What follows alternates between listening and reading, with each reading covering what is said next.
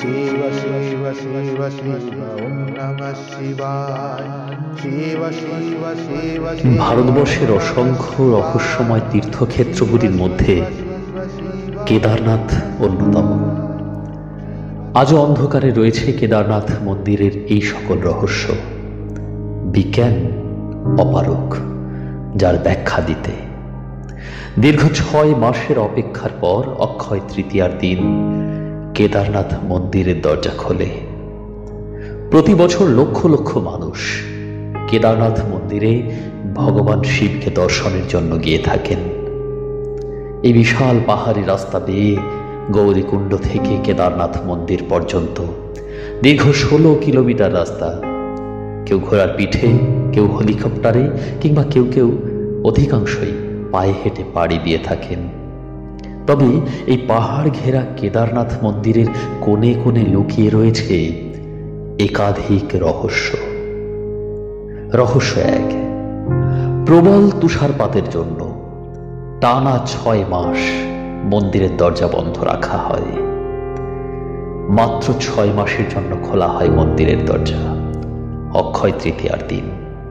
শোনা যায় 6 মাস পুজো দেওয়ার পর যখন নভেম্বর মাসে তুষারপাতের কারণে এই মন্দির বন্ধ রাখা হয়, তখন মন্দিরের ভেতরে একটি প্রদীপ জ্বালিয়ে রাখা হয়। সেখানে কোনো ব্যক্তি উপস্থিত থাকে না। কিন্তু আশ্চর্যের বিষয় হলো এই, দীর্ঘ 6 মাস পর, তুষারপাতের পর যখন কেদারনাথ মন্দিরের দরজা আবার অক্ষয় তৃতীয়ার দিন খোলা হয়, তখন দেখা যায় সেই প্রদীপ একই রকম ভাবে জ্বলছে। সেই কারণে বলা হয় কেদারনাথের 6 মাস মানুষ পুজো করে থাকে, আর বাকি 6 মাস দেবতারা আসেন প্রার্থনা করবার জন্য। রহস্য 2, বিজ্ঞান অনুসারে মন্দিরটি 8ম শতাব্দীতে নির্মাণ হয়েছিল। অর্থাৎ এই মন্দিরটির বয়স দাঁড়ায় 1200 বছর। হিমালয়ের এই প্রতিকূল স্থানে মন্দিরটি কিভাবে তৈরি হয়েছিল বা কিভাবে এখানে মন্দিরটি কারা তৈরি করেছিলেন, তা ভাবতে গেলে সত্যি অবাক হতে হয়, তাই না? 1300 থেকে 1700 শতক, এই দীর্ঘ প্রায় 400 বছর ধরে মন্দিরটি সম্পূর্ণভাবে বরফের নিচে ছিল।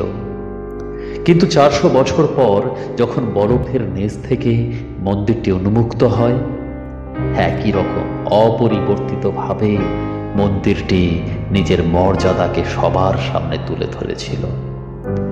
কোনো প্রাকৃতিক দুর্যোগ এই মন্দিরটিকে ধ্বস্ত করতে পারেনি। রহস্য মনে হয়তো। রহস্য 3, 2013 সাল, বিধ্বংসী হরপাবান কেদারনাথ লণ্ডভণ্ড হয়ে গেল, কিন্তু মন্দিরের এতটুকু ক্ষতি হয়নি। আশেপাশের সব স্থান একেবারে মৃত্যুপুরীতে পরিণত হলেও মন্দিরটি থেকে ছিল একেবারেই অক্ষত, বিন্দুমাত্র ক্ষতিগ্রস্ত হয়নি মন্দিরটি। আর্কিওলজিক্যাল সার্ভে অফ ইন্ডিয়া মন্দিরের পুরো কাঠামোটি পরীক্ষা নিরীক্ষা করে জানান যে মন্দিরের 99% একেবারেই নিরাপদ রয়েছে। রহস্যময় বিষয় হল 2013 সালে বন্যার বিপর্যয়ের সময়ে পাহাড়ের উপর থেকে এক বিশাল আকার পাথর এসে মন্দিরের পিছনে এমনভাবে আটকে যায়, যার ফলে হরপা বানের জল মন্দিরের কোনো ক্ষতি করতে পারেনি। এত বড় এই ধরনের শিলা মন্দিরের আশেপাশে কোথাও নেই। তাহলে শিলাটি কোথা থেকে এলো? এই শিলাটিকে ভীমশিলা বা দিব্যশিলা নামে সবাই এখন পূজিত করে থাকেন। সত্যি আশ্চর্য লাগছে, তাই না? বিজ্ঞানীগণ বলেছেন, শুনলে অবাক হবেন, মন্দিরের নির্মাণে যে পাথর এবং নির্মাণ কাঠামো গ্রহণ করা হয়েছিল, তার জন্যই মন্দিরটি এখনো এমন ভাবে দাঁড়িয়ে আছে। কথা হলো, আজ থেকে 1200 বছর আগে কোন উন্নত প্রযুক্তি এই মন্দিরটি নির্মাণ করেছিল? নাকি মন্দিরটি নির্মাণের পিছনে সম্পূর্ণ দৈব আশীর্বাদ রয়েছে, বিশ্বকর্মার হাত রয়েছে। কে জানে, সত্যি হতেও পারে। যুগ যুগ ধরে একই রকম ভাবে দাঁড়িয়ে আছে এই মন্দির। আসলে সবাই মনে করেন এই অজানা দৈব শক্তি মন্দিরের উপরে আজও সমানভাবে বিরাজমান। রহস্যচার। মন্দিরের পাহারায় রয়েছে ভৈরনাথজি। বলা হয় কেদারনাথ মন্দির ভৈরনাথজি দ্বারা সম্পূর্ণ সুরক্ষিত। কেই ভৈরনাথজি?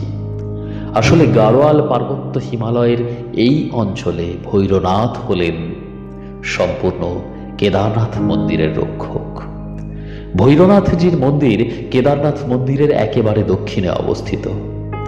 তিনি কেদারনাথ মন্দিরের অভিভাবক, ভগবান শিবের জ্বলন্ত অবতার এবং ধ্বংসের দেবতা এই ভৈরনাথজি। তিনি ক্ষেত্রপাল নামেও পরিচিত। তিনিই কেদারনাথ মন্দিরকে অশুভ আত্মা বা শক্তি থেকে রক্ষা করে থাকেন। আজ একবিংশ শতাব্দীর বুকে দাঁড়িয়েও, এত বিজ্ঞানের যুগে দাঁড়িয়েও এই মন্দিরের এই আশ্চর্য রহস্যগুলোর সমাধান আজ পর্যন্ত হয়নি। সত্যি আশ্চর্য লাগে। রহস্য 5। এটি শুনলে আপনিও বলবেন, তা কি করে সম্ভব?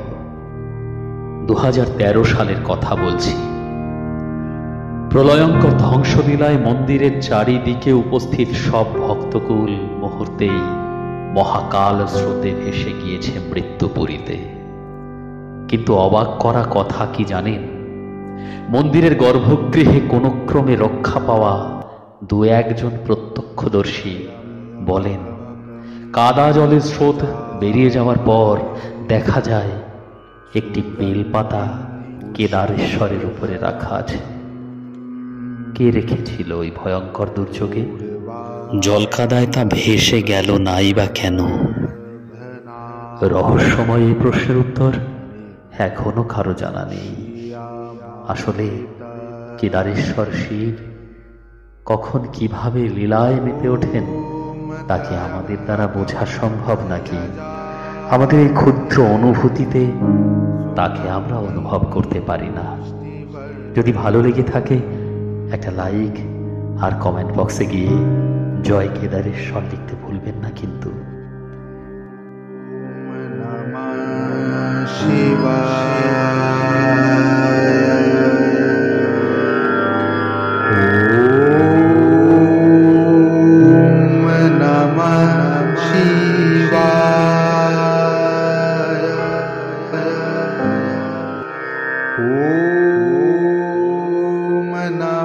Namah Shivaya.